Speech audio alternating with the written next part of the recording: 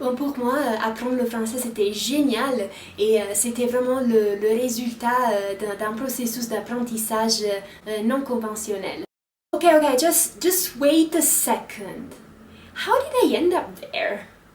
If you're looking to learn a new language, then you've got to the right place, because in this video I'm gonna tell you how I've managed to learn French from scratch with non-conventional methods. And I'm gonna share 4 tips on how you can also learn a new language from scratch. And if you're not really looking into learning a new language, then you've still got to the right place, because at the end of this video I'm gonna tell you how thinking and speaking different languages has changed my life and what it really and truly means to me. I hope that at the end of this video you will also want to learn a new language.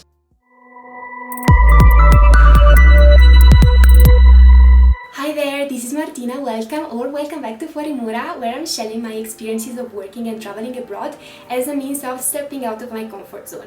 Today I want to speak about languages because when I look back at my high school years, speaking and expressing myself in English was definitely out of my comfort zone. Today, some years later, speaking in English, French and Spanish, has become part of my everyday life. So in this video I'm gonna tell you how I managed to get here, and I'm gonna share some tips, stories of mine and useful resources on how to learn a new language from scratch with non-traditional methods. But before we start, if you have seen my face once or twice before, well, that's a sign of the universe telling you to subscribe to this channel.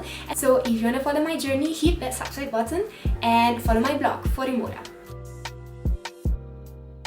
Now let's get back to my non-traditional French learning experience, and let's start with my 4 tips which will help you improve your non-conventional language learning. First, motivation. To me, motivation is always a trigger of action. You improve yourself because you're motivated to do so. In my case, I wanted to become fully fluent in English because I wanted to pursue my master's degree abroad, which I did, and I wanted to pursue a career in the international cooperation domain. That brought me to study and to work abroad, and of course to meet tons of fantastic people.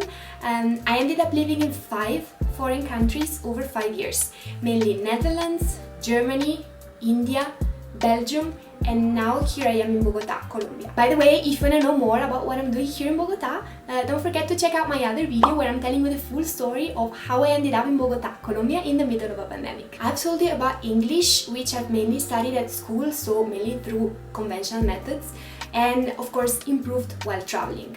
But when it comes to French, that's a completely different story. I was studying in Groningen, the Netherlands. I was pursuing my master's over there, and after my first semester I had 2 months off, which I decided to devote to doing an internship in Brussels, Belgium. I chose Brussels mainly for practical reasons. First of all, because Brussels is geographically located in between Groningen, Netherlands, where I spent my first semester, and Göttingen, Germany, where I was gonna spend my second semester after this 2-month internship in Brussels. Besides, Brussels was really full of opportunities in my domain as I studied political science. Third reason why Brussels is because one of the 2 languages spoken, official languages of Brussels is French, which I thought would really give me the opportunity to learn French, and I was right. French had always been on my list. I have always found it a very melodious language, and besides, I was really passionate about the 70s French cinema, which I had the opportunity to study during my bachelor's in Italy. Last but not least, in the Netherlands, I had been exposed to a very competitive university milieu.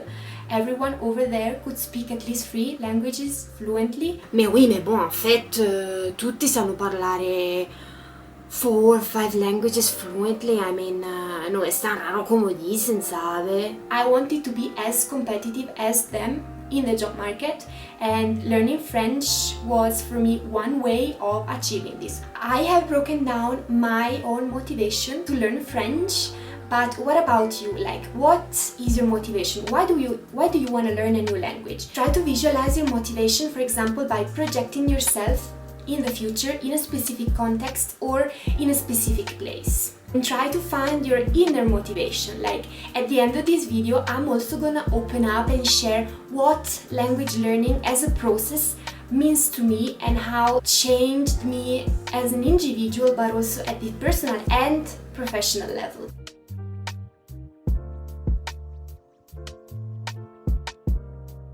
Once you have established your own motivation, it's now time to go ahead and define a method. In what I consider a very interesting video, Nathaniel Drew has stressed the importance of the 80-20 rule or the Pareto principle for language learning, based on which you may want to learn the first 1,000 words, like the most commonly used 1,000 words and expression in a language, so that you can express yourself and be confident enough to go out there and speak.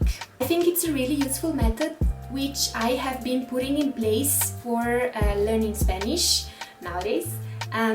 But what you could do, and that goes for any language, is that you could Google like most commonly used words in French, Spanish, whatsoever, and start from there. Then you may want to focus on the most commonly used verbs and learn how to conjugate them, starting of course from the most simple tenses. This is something that I have been doing for learning Spanish, and which has given me the confidence to really start speaking from day one. But I haven't really done that when I learned French, and let me tell you why with my third tip.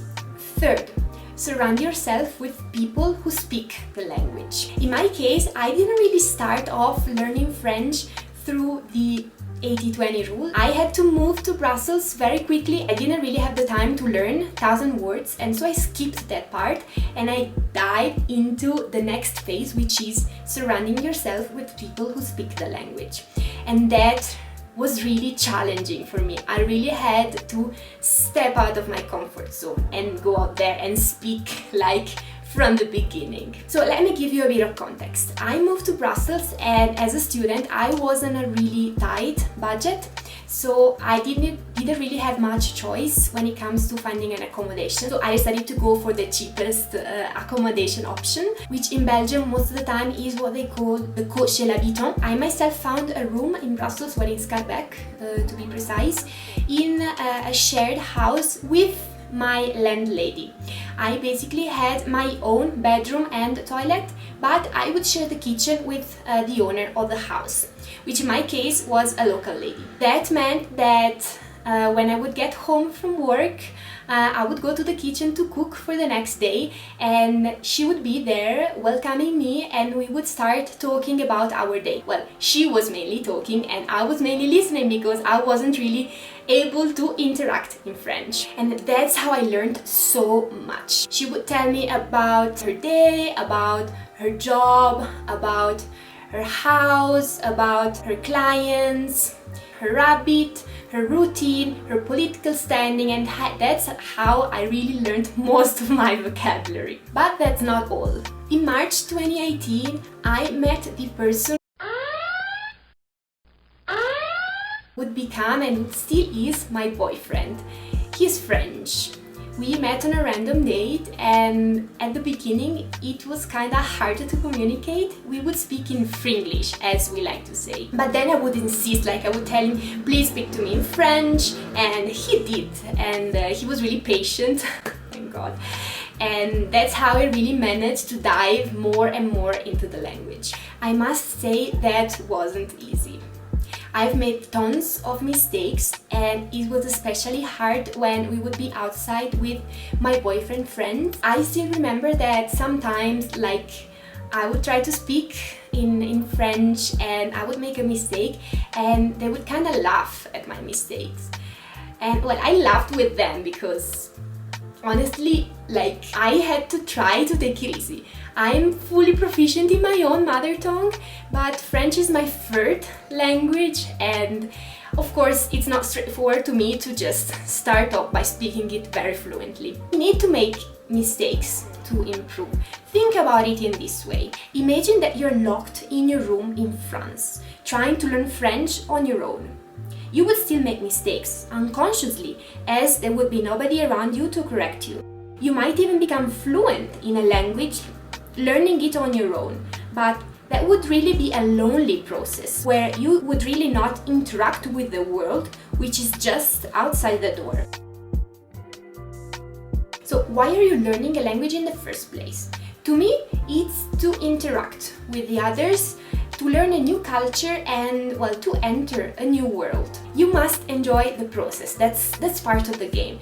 To me, it's all about processes, but well, we will get to that in the last part of this video. For now, we could just say that by making mistakes surrounded by French or whatever nationality of the language you're learning, by French people, that's how you really learn a language. I remember that at the beginning I was used to going to parties at with my boyfriend friends and with my boyfriend, and I remember that at the very beginning, when I was still struggling to really learn a new language, people would tell me, well, you speak French really well still. And I was saying thank you. But then I realized that in the moment that they stopped saying that, like they stopped saying, oh, you speak French or whatever language very well, that's the moment that you really start speaking very well. Today I consider myself as fluent in French. I can also use very much colloquial words and expressions, like the verlan, like telling words in reverse. Bon, c'est un truc de ouf, hein?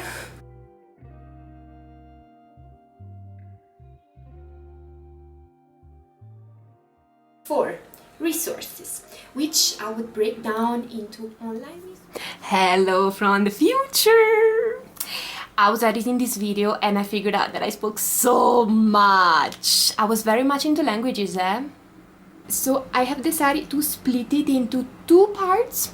The first one, you've just watched it and I hope you liked it, and the second one, which I'm going to upload next week, which is going to touch upon resources. I'm sure that they will be very useful to those of you who are trying to learn French. So make sure to keep watching because I think it's quite interesting. Yeah. Thank you for watching this and I hope to see you in the next video. Bisous!